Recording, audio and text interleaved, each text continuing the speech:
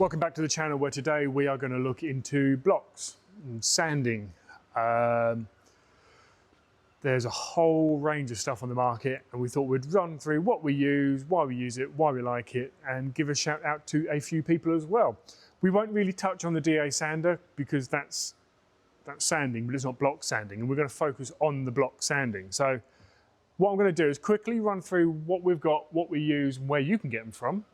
And then I'm going to hand it over to our resident pro, Luke. We're going to switch roles, and we've got a nice Triumph Stag there, which he's going to demo some of these products on. Let's start on the board, actually, because we're up here. Durablock, an American manufacturer of blocks. Man, that's sticky. Everything we use here is hook and loop. We don't use stick-on pads. We prefer hook and loop. So Velcro on, rip it off, put a new one on. The Durablocks are one of the originals of this form of block. I say they're an American company. It's a really nice, strong block. It's not solid, there's a bit of flex in there, but it keeps its shape really well. It's a nice, long, firm block. Drawback with this one, I won't get too much into this because Luke's going to cover it, but as you see, there's no extraction on here. That's just a block. And we really like a bit of extraction, as we've explained in previous videos, keeping the workshop clean. If I move down here, which is our good friend Gavin Pink, who is kind of top dog really in Noval world in the UK. Gavin does a lot of Noval training, both here and in Poland for Noval. And one of his little sidelines here is Pinky's Blocks, which are, as you can tell by the state of them, these are well-used blocks for us with extraction. A little bit of give in there. They're a really nice block to use. Come in all ranges. We're coming from, bear with me, 140 all the way up to 605 mil in length. You can buy them individually on his website, or you can buy them as a complete kit. So everything you see there for £180 all in. Really, really nice, comfortable blocks. I need to shut up to let Luke explain all this to you.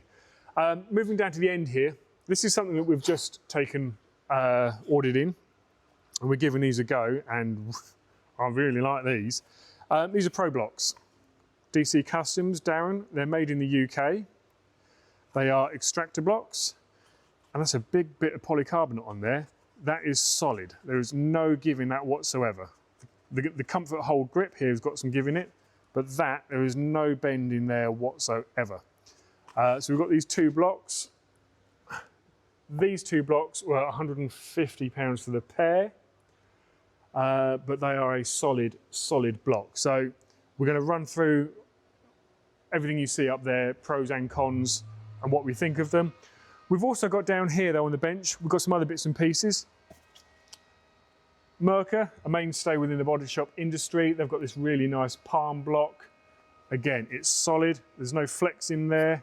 It's a nice, comfortable to use block with extraction. And you can put an interface pad on there as well, just to give it a bit more for contours and edges. The big pneumatic block, things like the Ford Transit we've got in there, big sides for the initial cut. This takes out a lot of your work. Solid bed, which once you connect the airline in there, it jitters back and forth and does all the work for you, so you can stand there all day being deafened, breathing in your face mask because there's no extraction, but that takes a lot of the effort out doing a big flat panel. And then we've still got a couple of these smaller blocks, again with a Mirka one here, which has got a bit of flex. No, this isn't the flex one, this is a solid one with extraction for working a full panel. So those are the blocks that we have that we're going to run through and show you. We probably won't show you that because we've got nothing here to show you it with. I have forgotten a block though. Mega block here, which you can't buy this is homemade. It is just a slab of aluminium stock, rounded off the edges. It is flat. Absolutely flat, and there's a fair bit of weight to that there, so it does kill the boys when they're doing this. But for a panel on a stand on a trestle, so a big flat bonnet or a big flat door, the weight of it does the work. We just work it backwards and forwards, and that is machine flat and straight. So we know, obviously you can't work curves with that or contours, but on a big flat panel, that's the beast to use. No extraction, masked up, seldom used, but we do use all of the air extraction blocks day in, day out. Day in, day out is a key thing to remember. I won't go any further with that. I'll hand over now to Luke, who's going to run through these blocks with you on the transfer stack behind us.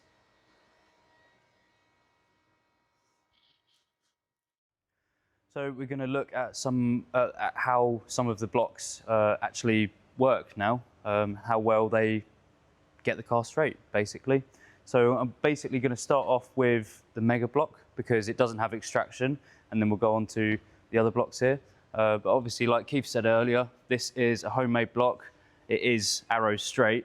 You can get one and a little bit worth of paper on, but the join doesn't tend to matter at all, really. So, yeah, on a nice straight panel, this is really good. I wouldn't use it on any curves or go anywhere near swage lines or anything like that. But if you know that there is something straight that you want straight, yeah, I'd definitely recommend a local shop to fix you up one of these.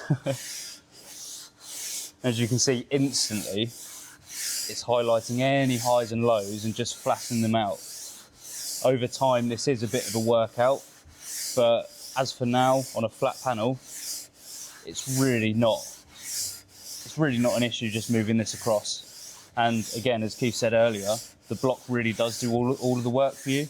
I'm not putting any pressure on this whatsoever, and yet it's still just flattening out lovely.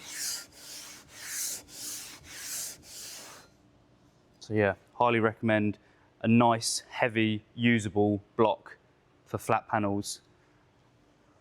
But I wouldn't recommend you doing it on a vertical panel because, as I say, it does wear you out a little bit.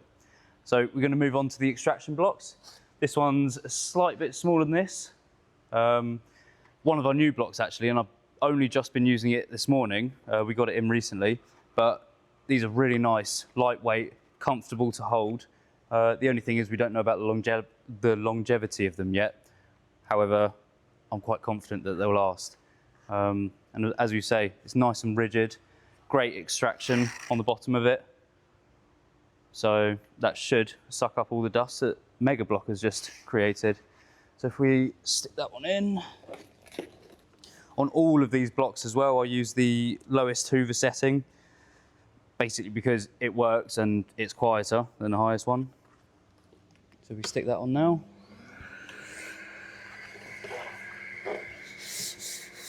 As you can see, it's just sucking all of the dust up straight away that was previously left by the Mega Block. And we're into blocking.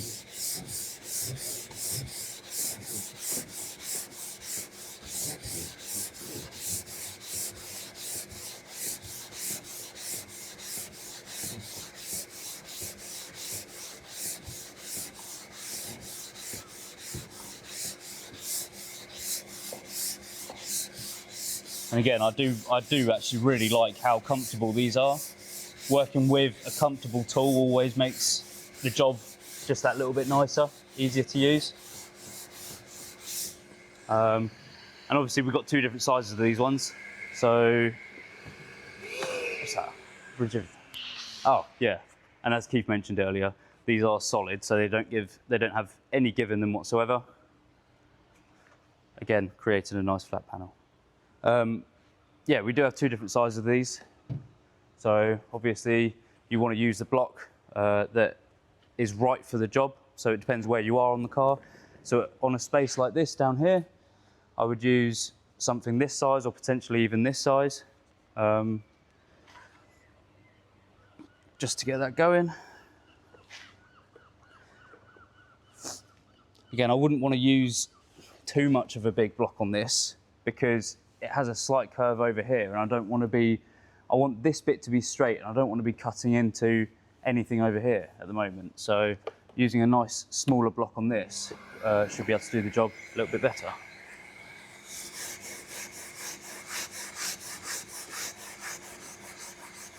It's got a little bit of polyester here that's just been loaded up possibly because of a pinhole or something like that.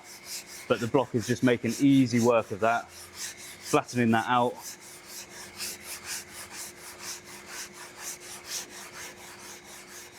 And there you go.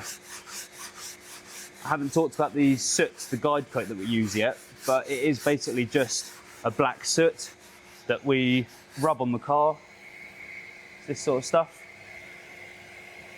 Rub it onto the car, and as I say, it's a guide coat, so it just highlights the lows there. And obviously this is the bit that I've just blocked. And as you can see, it's an easy tell to know that it is straight. You run your hand over that, and you won't feel a thing.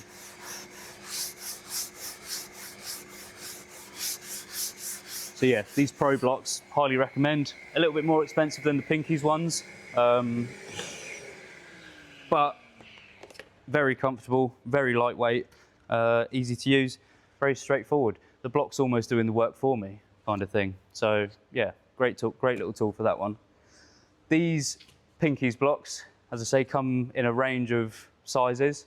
So little one like this, I might use, if we go around to the scuttle, I might use a little one like this in a smaller area like this. And I don't want the side of the paper here to be cutting into an edge like that, really. So what I like to do is just put it slightly to the side of the block there. So you know you're not gonna create any cut marks in any sort of angled surfaces, and just work it easily like that. Smaller block for a smaller area. Obviously I would have extraction on this as well. And the Pinkies blocks extract really well, creating a dust-free environment for us and keeping Keith happy. So yeah, something like that is where I would use a smaller block.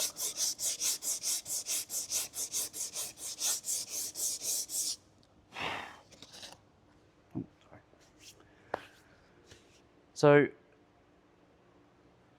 keeping with the subject of the Pinkies blocks, this William, each one has a name, but the William block, all round, has been my favourite block for the last 3 years. We've had this set for about 3 years, but this one's great. This is about as small as I would go for a larger panel. Say if I was doing a door, I mean, it's you know, sort of a third's length of the door there. But as I'm blocking, if you imagine, you know, I'm only moving the block so much as each stroke goes, it sort of blends in really nicely with the next stroke every time, if that kind of makes sense. So as I say, it's about as small as I would go for a larger surface. However, the size of it is just really comfortable, and I find for myself, it works really, really well just to get things straight. And obviously on a place like that, that would be the perfect block to use anyway, because it's about the right size. As far as bigger blocks go, yes, I would still recommend using as big a block as you can on a surface.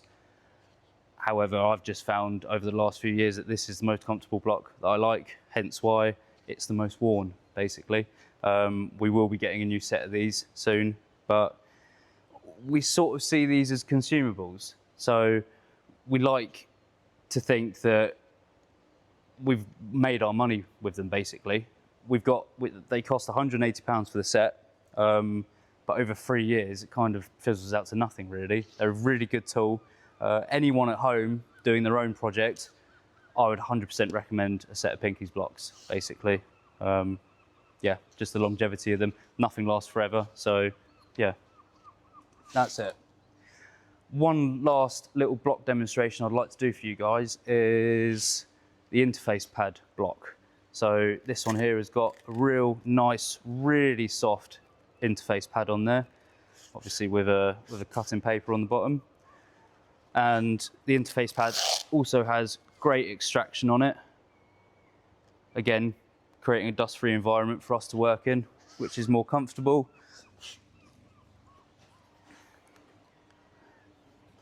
This is a Mirka block, not a Pinkies block or Pro block, but these are trusted, great, rigid.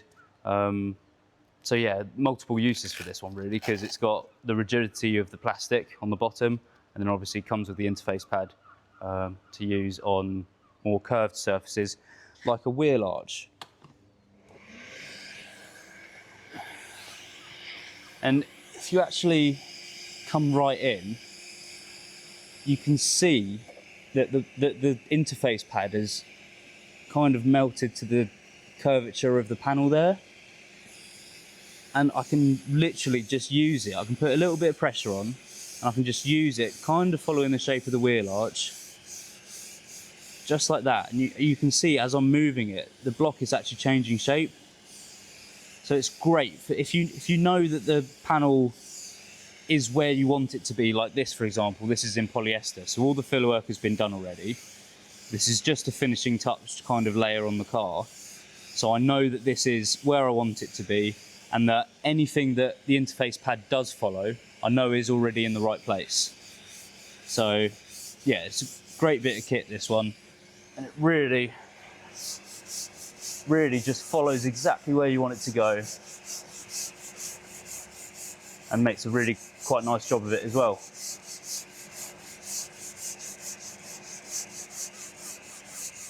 So that section there, ready to go, feels great. There's a great transition between the wheel arch and the flat panel there.